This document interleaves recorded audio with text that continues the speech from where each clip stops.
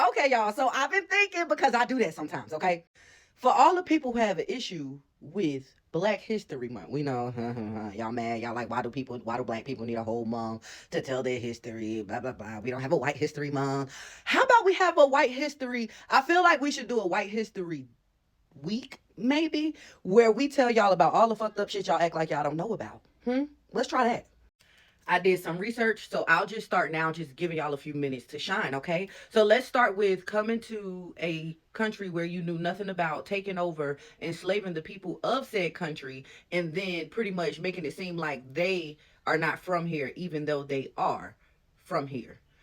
And then we'll go a little bit further. Those people weren't enough enslaved people, so then you went to Africa and got more people to come over here to work for you. And we all know what happened during slavery times. So then we're going to talk about a few more things that, White History Month, right? Tuskegee syphilis experiment in Macon County, Alabama. That was 1932 through 1972.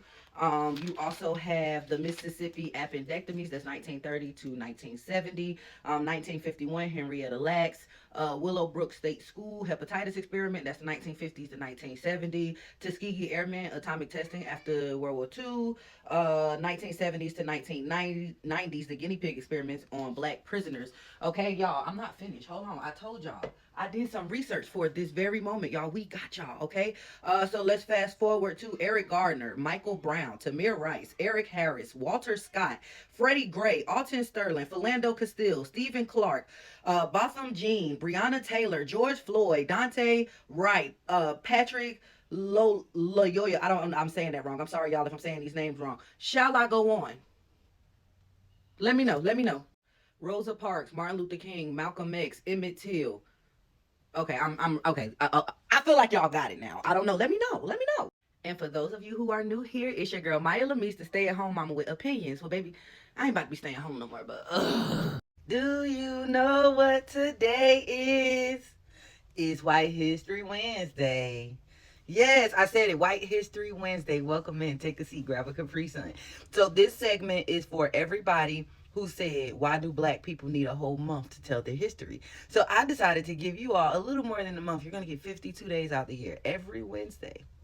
Every Wednesday. We're going to do White History Wednesday, okay? I wanted to make sure I get the facts straight, so I took notes, okay? In my really pretty notebook. Okay, so in the 18th and 19th century, medical schools relied heavily on black bodies, often taken without consent, for anatomical studies and experiments. Georgia Medical College and Atlanta Medical College are two that participated. Did y'all know that? So GMC, which is Georgia Augusta University, they grave robbed and kidnapped black people and children to be used for their dissections. Yeah. And then the Atlanta Medical College, now Emory University, got black people from prisons and graveyards and bandos apparently to educate doctors and medical students. People were scared to go to the doctor. They were scared to go get seen by the doctor because they knew they was going to be pricked and pronged and tested. Okay, next order of business for White History Wednesday, the MOVE organization, okay? Pretty much, they dropped bombs on a 3-block radius in Philly in 1985 because there was an organization of activists called the MOVE organization, and they didn't like them organizing, I guess. 11 people were unalived in this situation. 5 out of that 11 were children. Okay, and the last thing we're going to talk about today on White History Wednesday is the Gullah Wars, because they had me thinking the Emancipation Proclamation was signed because of the Civil War, but apparently it was because of the Gullah Wars, and a lot of people didn't know about the Gullah Wars, and that was a lot of people because I didn't know. So the Gullah Wars lasted about 200 years, from 1739 to 1858. It's the longest war in American history, okay? So what led to it was slavery and rice. So some pretty much slaves who were on rice plantations pretty much got sick of it, and they was like, you know what, we are leaving, okay, we're not going to do this. They ran away and they got with the Seminoles, which are the Native Americans, and pretty much they became black Seminoles, and they fought together side by side to end slavery, because the Seminoles ran to Florida because they didn't want to be enslaved. They didn't want to be enslaved or executed or whatever they were doing to Native American people. They didn't want that. And then the black people, of course, was running from slavery. So they was like, hey, let's just run together. Okay. And then pretty much John Horse and the black Seminoles was whooping on the Caucasian people behind. And the Caucasian people was like, you know, we can't keep taking this ass whooping. Let's sign the Emancipation Proclamation. So yeah, that's my conclusion for White History Wednesday. I will see y'all next week with some more white facts. Do you know what today is? It's White History Wednesday. Hey. And for those of you who are new here, I started White History Wednesday specifically for the people who ask, why do black people need a full month? Okay, so y'all get 52 days out the year. Okay, that's way more than a month, okay? Anyway, this week we're going to talk about the Fultz sisters, okay? Fultz. Okay, they are the first recorded identical black quadruplets. Okay, born in 1946 in Reidsville, North Carolina. They were used to sell baby formula. Okay, Annie Mae, which is their mom, lost her ability to hear and speak, and Dr. Fred Klenner, I think that's how you spell it, Klenner. That's how you say Kleiner. I don't know. Anyway, he renamed the girls after his wife, mom, aunt, and great aunt. He saw the girls as a money grab. Okay, listen, I'm telling y'all, this is real. He saw these girls as a money grab, and he opened up a bidding war for these girls to become their corporate father.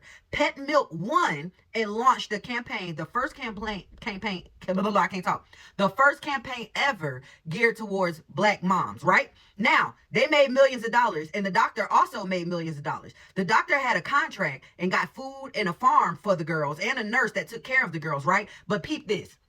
Peep this. He put a large window where people can look at the girls like they were zoo animals. Zoo animals, children. Anywho, the nurse that they hired later on became the guardian of the girls, and they never lived with their family again. They had 8 other siblings. They never lived with their family again. Okay, now we also going to talk about the black men who fought in the Vietnam War but were called N-words, who were not allowed to eat at places, who were treated like trash even though they were fighting in the war for the same place that we live now. Okay, February 28th, 1964, Clifton Walker. He worked at a paper mill. He took the wrong road home, okay? Apparently, it was a road that black people should not go on in Mississippi, and it's called Poorhouse Road, okay? Pretty much, he never made it home that day, and all he did was walk home on the wrong road, I guess. Okay, in South Carolina, you did not have to pass the bar to practice law until black people started graduating law school. That's a part of white history. Trayvon Martin, that happened in 2012.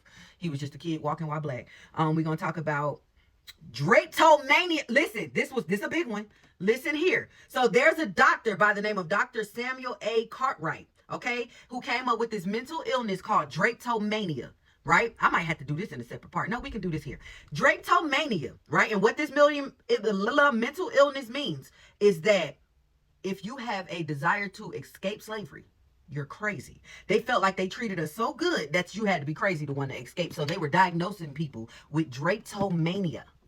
Okay. All right. See y'all next Wednesday. Do you know what today is? It's White History Wednesday. Hello. To those of you who are new here, White History Wednesday was created for those who said, why do black people need a full month? So I took it upon myself to give y'all 52 days of white history. It's more than a month. You ready to hear it? Here you go. So this is 2 people, one African American, one Caucasian.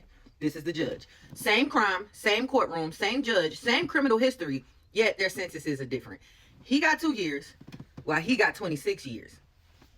White History Wednesday, because this been going on since before the beginning of time. And remember a few weeks ago when I told y'all about the MOVE organization back in Philly in the 80s where they blew up 3 blocks and they unalived 11 people, which I want to say 6 out of those 11 were kids?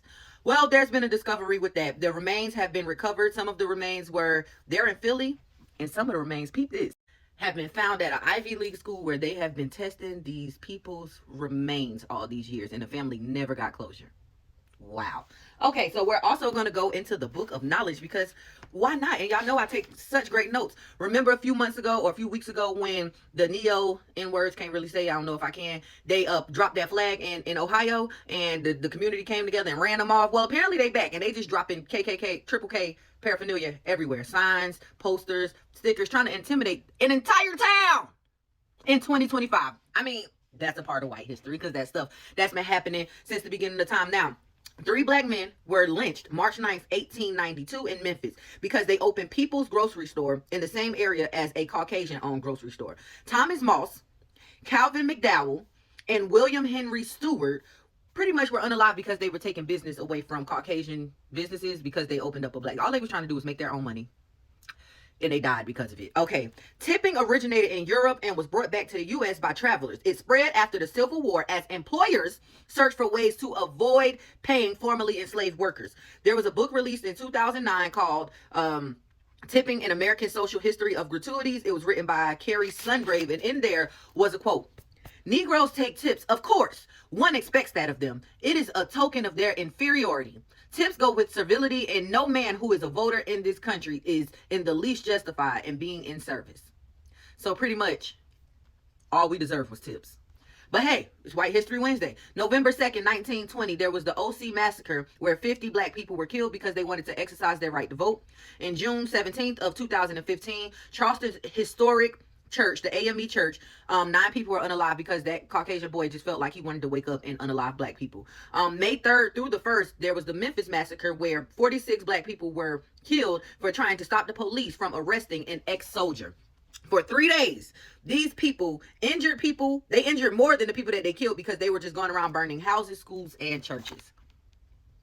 White History Wednesday. Do you know what today is? It's White History Wednesday. Hey, how you doing? It's your girl, myalamis. And I know you're like, what is White History Wednesdays? This was made specifically for the people who said, why do black people need a whole month to celebrate their history? So I took it upon myself to give y'all 52 days of history. Every Wednesday, we're going to talk solely about y'all. So I want to start here. Y'all know I keep my notebook.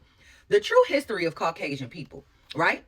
Because if we go to the facts, Caucasian people didn't like Caucasian people for a long time until they figured out it was somebody else to unalive and bother and control, right? Because if we go back to the colonial days, to European history, it started with the colonies, right? The English didn't like the Irish, Northern Italians didn't claim Southern Italians, and Germans disliked everybody. So what had happened was the elite, which is the rich people who owned all the land and stuff like that, they thought to themselves, it's a little bit of us, but it's a lot of people who look like us. They're just poor. And then there's also those colored people over there. So let's bring them in as if the colored people are the common enemy, when in actuality, we're the enemy of everybody else. But let's create a huge illusion that anybody our color is better than everybody, just so we can have a numbers game. Like we're stronger together. Okay, that's what they thought. And then that's when they started coming after us. I'm just saying, just in case you ain't know, I thought I would let y'all know.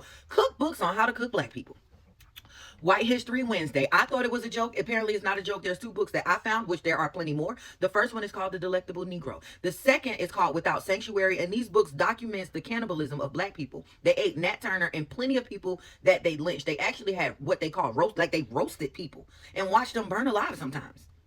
White History Wednesday. Yeah, we're going to talk about the Freedom House, the unsung heroes who revolutionized emergency medical care, and they were the first responders. Okay, Caucasian people saw how amazing they were doing and decided to take it over and turn it into the EMTs that we have today. White History Wednesday. Okay, segregation. Do I need to explain more on segregation? Okay, moving on. Malice Green, he was beat to death by the police in 1992 for simply not opening his hand. Okay, Lena Baker was a maid who was executed in 1945 by the state of Georgia for killing her boss, Ernest Knight, who raped her. Yes, he was Caucasian. White History Wednesday. And now we're going to talk about breeding farms, because this was very interesting to me, because they taught us about slavery, but they didn't really tell us about breeding farms. What are breeding farms, you ask? Breeding farms are pretty much plantations where they bred black people. So what was going on is that the expansion of cotton cultivation and the closing of the international slave trade increased the demand for enslaved people in 1808. So what they did was they started these farms where they forced black people to, so they can have more babies, so that way they can have more slaves. They did this. By 1860, the number of slaves quadrupled from less than 1 million to it quadrupled. And y'all wonder why so many black people walk around. Y'all forced us to be here. Literally. Forced. But hey, it's White History Wednesdays. Now, I do want to just go over a quick list of successful black company cities and villages that were torn down by Caucasian people because they didn't like the success of it. Seneca Village, which is now Central Park. Blackdom, New Mexico, which was the first black town in Mexico, and they created Blackdom Oil Company. We have Freedman's Village, which is now Arlington National Cemetery. We have Black Wall Street in Tulsa, Oklahoma. We all know what happened there in that massacre. We had Gennard in Maryland, Oscarville, which is now Lake Lanier. We had Weekville, New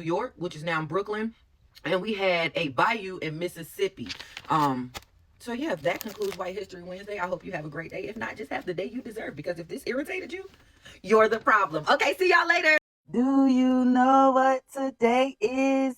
It's White History Wednesday. Hey! For those of you who are new here, it's your girl, Maisha Lee, your favorite cousin on your mama's side, and this is White History Wednesday. This day was created specifically for the people who said, why do black people need a whole month? And for that, I give you 52 days. Every Wednesday for a whole year, I'm going to give you your history. Ready to hear it? Here it goes. So, from in the 1920s through the 1960s at Seaview Hospital, a group of black nurses that went by Black Angels were recruited to take care of patients with TB. If you don't know what TB is, it's tuberculosis.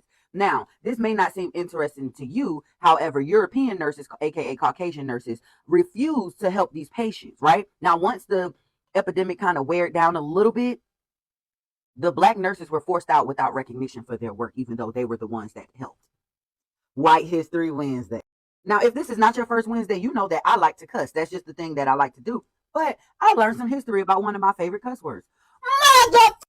Did you know that the term motherfucker came from breeding farms? It came from breeding farms. Now, we talked about breeding farms last week. What that is European people created breeding farms where they forced African American people to hunch on each other to create more children, so that way they have more slaves, i.e., if you equate that to 2025, more workers, right? Now, that wasn't the problem. The problem was they forced sons to have intercourse with their mother on these breeding farms, and then they taunted them for it, calling them motherfuckers. Yeah. White History Wednesdays. Now, everybody like a good picnic on a little Saturday morning. We all love it. It's nothing new. We like picnics, okay? Did you know that the term picnic actually derived from a different term called picnic?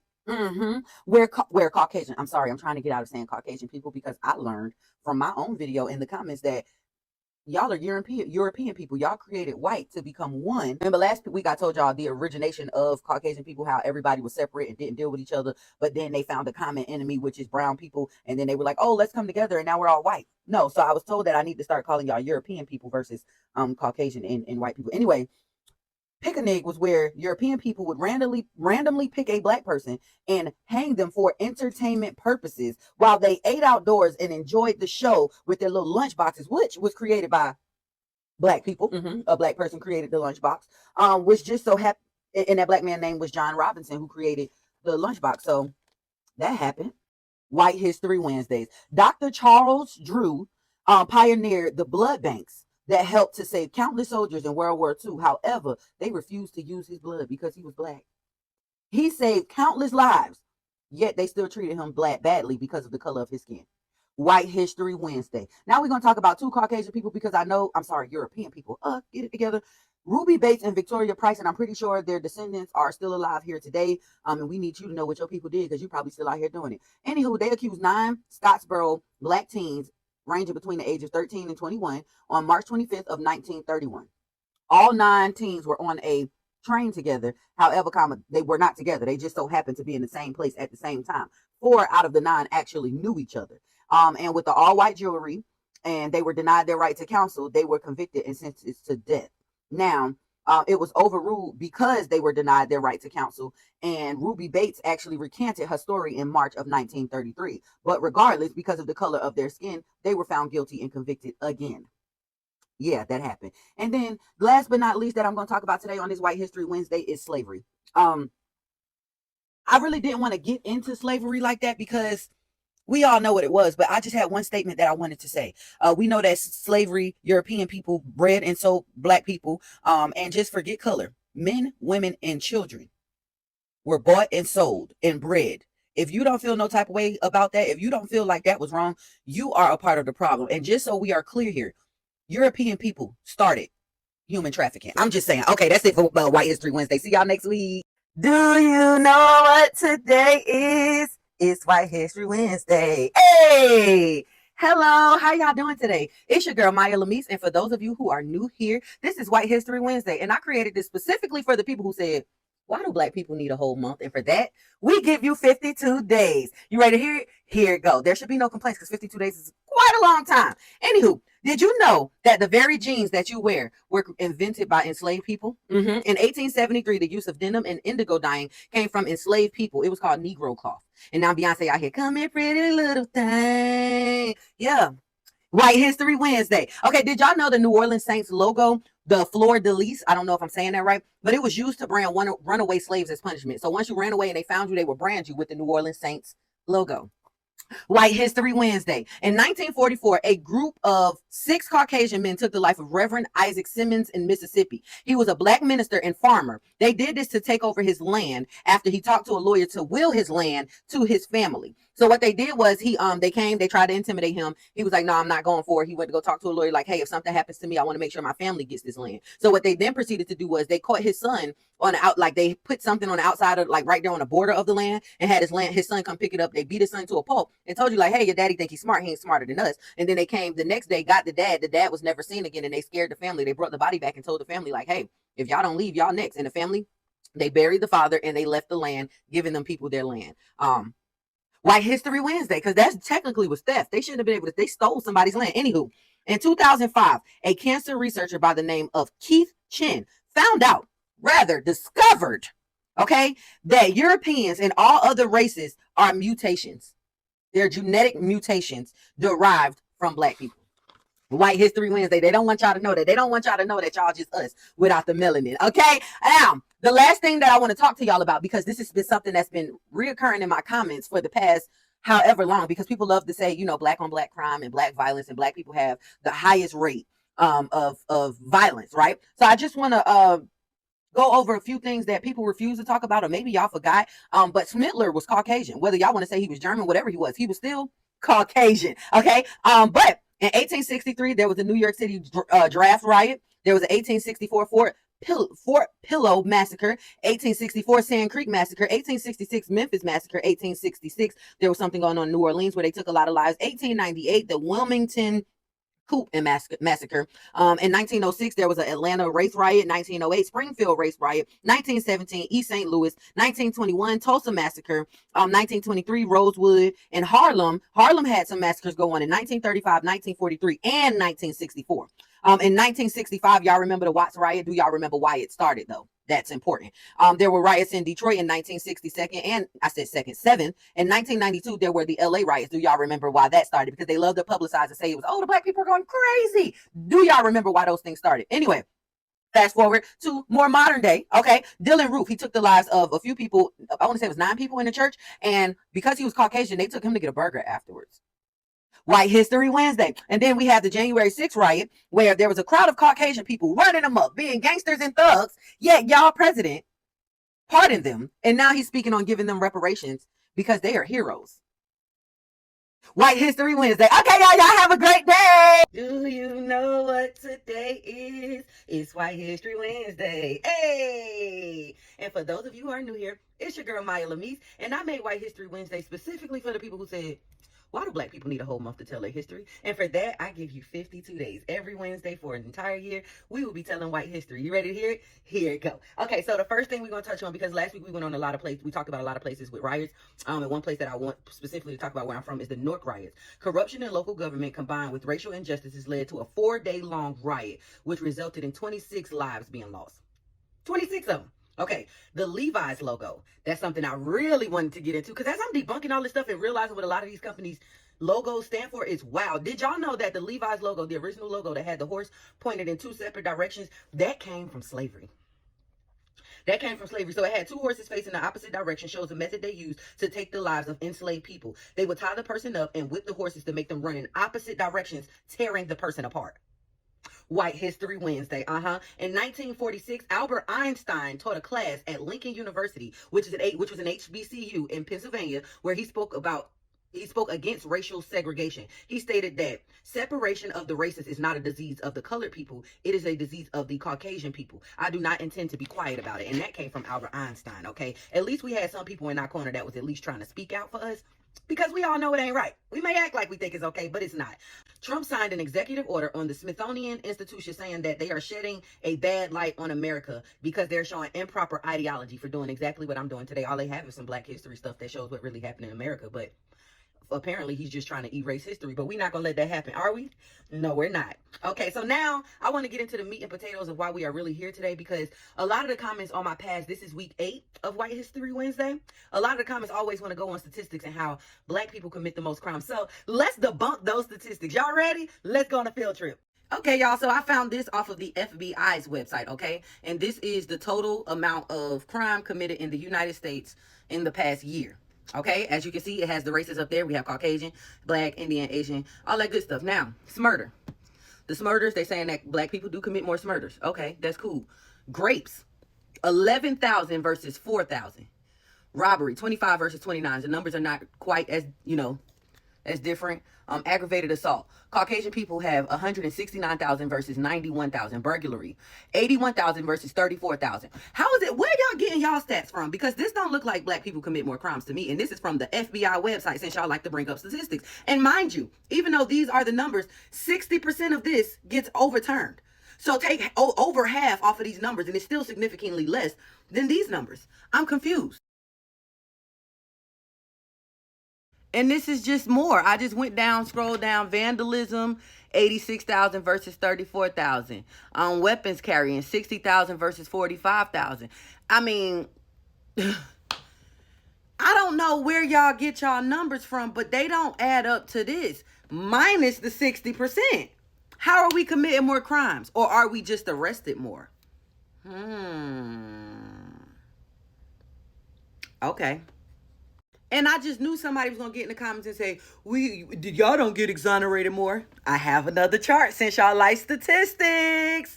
Okay, so as y'all can see, the red is for black people, okay? But assault, homicide, other crimes, all crimes, we get exonerated way more. We get exonerated way more, which means that we are arrested more. Not that we are committing more crimes. We are just arrested more. Just think on that. All right, y'all. This concludes White History Wednesday. I hope y'all have the day you deserve. Do you know what today is? It's White History Wednesday. Hey! Hey, how you doing? It's your girl, Myalamis. And White History Wednesday is specifically for the people who said, why do black people need a full month to tell their history? To Black History Month. It means that that's racism, because they don't celebrate White History Month. We don't have it. I'm part Italian. I don't have Italian History Month. So what I think it's doing is perpetuating what this divide is in our nation, quite honestly, because I don't feel like that should be highlighted. I don't think that they should be pushing their agenda on myself because I'm a straight male, I have a wife, and I have children. I don't think that I should have to be bombarded and brainwashed through media through those months or Pride, Black History. I don't think that's something that should be dictated to me. Is it a learning opportunity? Not at all, because when I was in school, we learned that, certain black leaders, things like that. I don't need to hear it every single year for a whole month. So for that, we give you 52 days. You ready to hear it? Here it go. So Timberlands was made for construction workers. It was picked up by black people and made popular by the owner, who got upset that black people were wearing his products and was like, y'all need to stop wearing that. I didn't make that for y'all. So then black people at one point boycotted Timberland, and then when everything dropped, then they wanted to appeal to black people again. Now, I brought up the Timberland story because it is said that their logo is from slavery.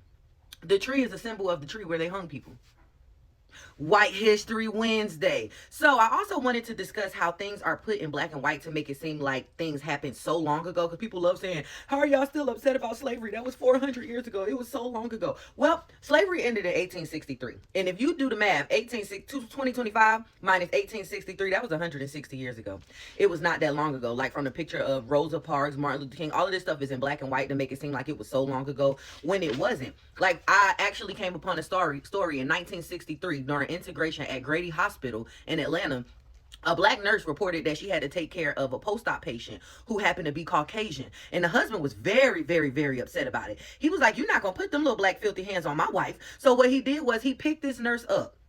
He threw her out into the hallway, and she wasn't but so big, so she like tumbled on the floor. He then went back into the room, unplugged all of the equipment that his wife was hooked up to, took his wife home in a wheelchair, right? Put her in a wheelchair, rolled her out, took her home. 3 weeks later, this man came back to the hospital apologizing to the lady because he said, had I not treated you the way I treated you, my wife would still be alive. If that ain't a lesson, I don't know what is. White History Wednesday, okay?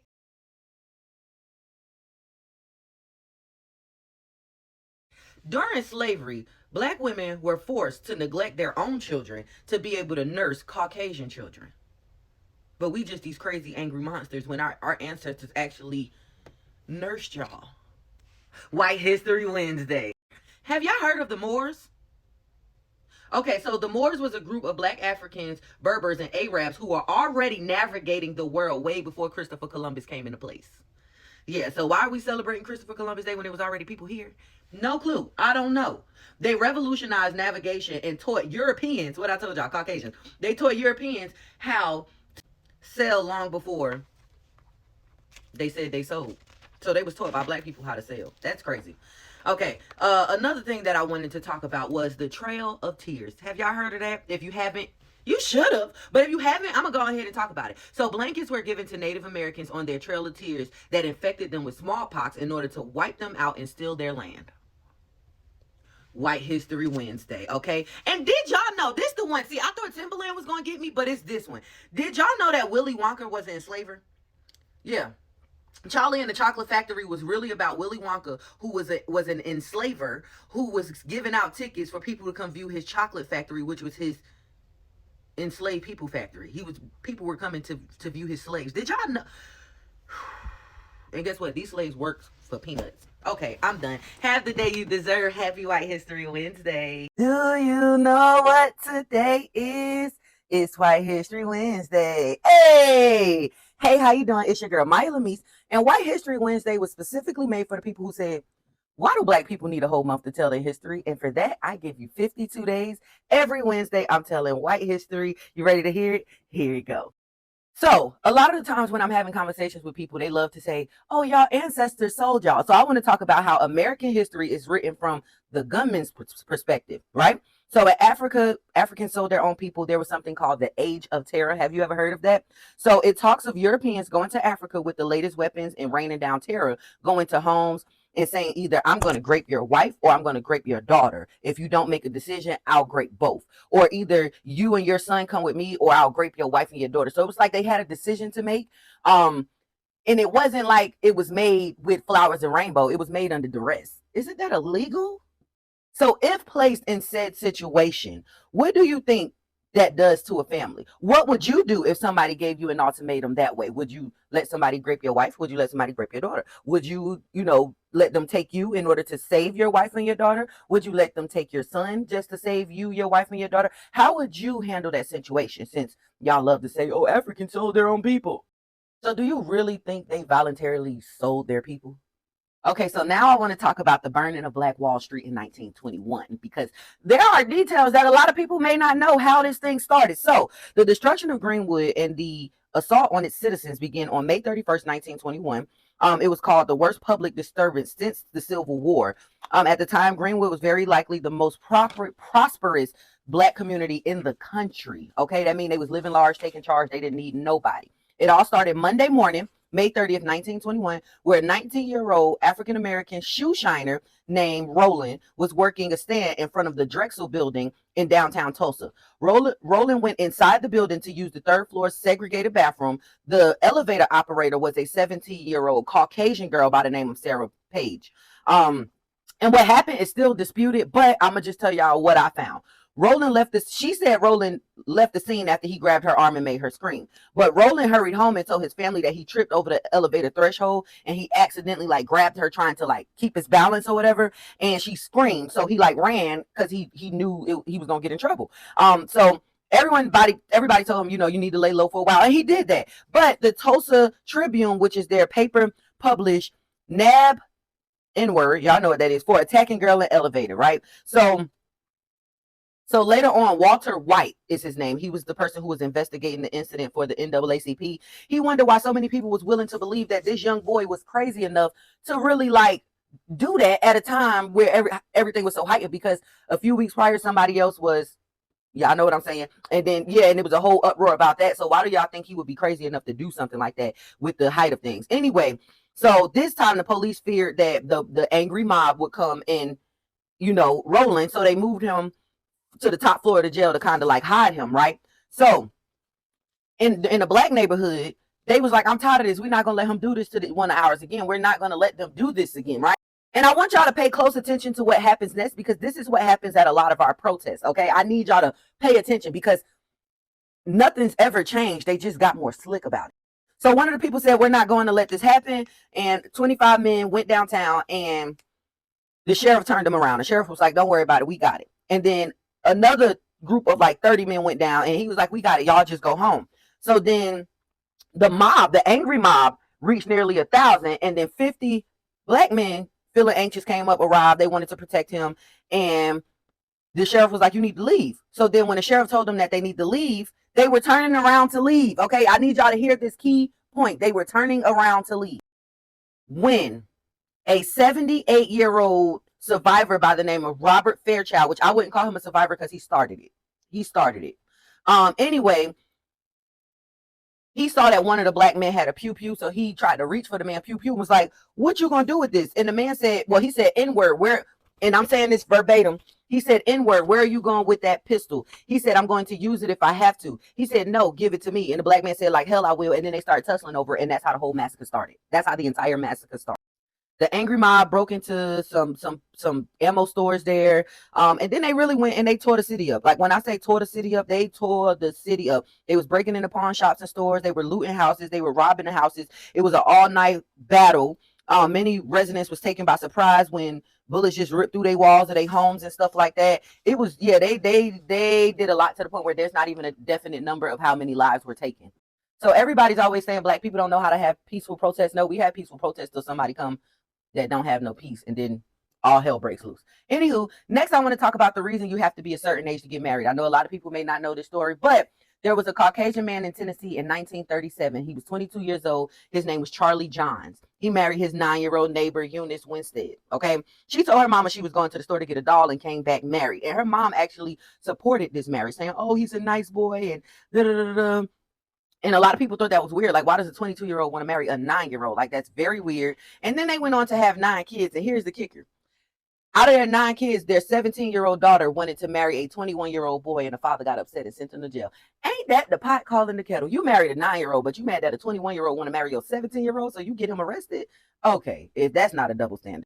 And then just to put a little sprinkle on this here White History Wednesday, I want to talk about 2 people. I want to shed a light on 2 Caucasian people who actually worked with us, not against us. So the first one is Reverend Bruce Clunder. I want to make sure I'm saying it right. Bruce Clunder. He was protesting segregation. He laid his body down in front of a bulldozer because he was taking up for black people, and they ran him over.